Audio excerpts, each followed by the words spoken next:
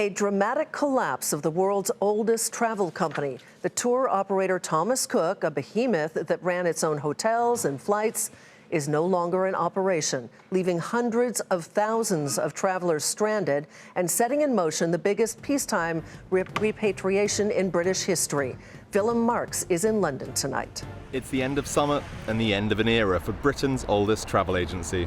Despite huge efforts over a number of months and further intense negotiations in recent days, we have not been able to secure a deal to save our business.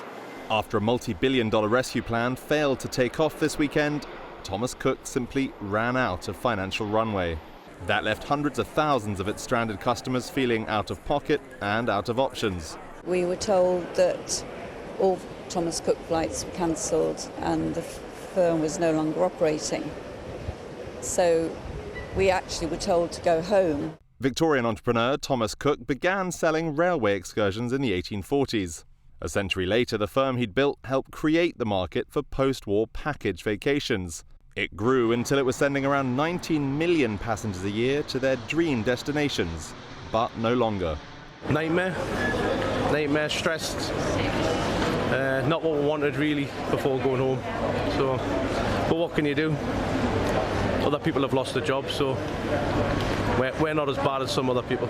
The company's overnight collapse has left hundreds of suppliers unpaid, from hotel owners in Bulgaria to aircraft crews in Tunisia. And it's sparked extraordinary interventions from governments across Europe, especially the UK.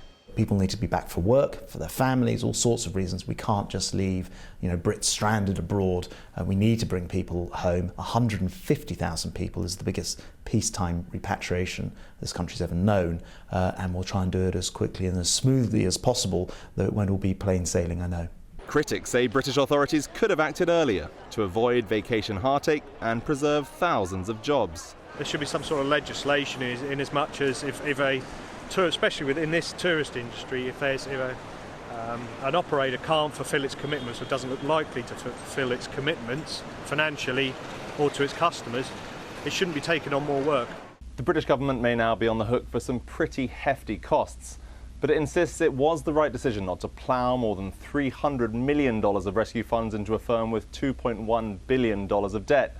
Ministers have argued Thomas Cook was not a strategic part of the UK economy and had simply failed to adapt to the travel industry's changing landscape. For those holidaymakers that went hunting for some September warmth, that kind of calculated analysis may prove cold comfort, as they now simply hope to get home. For Nightly Business Report, I'm Willem Marx in London.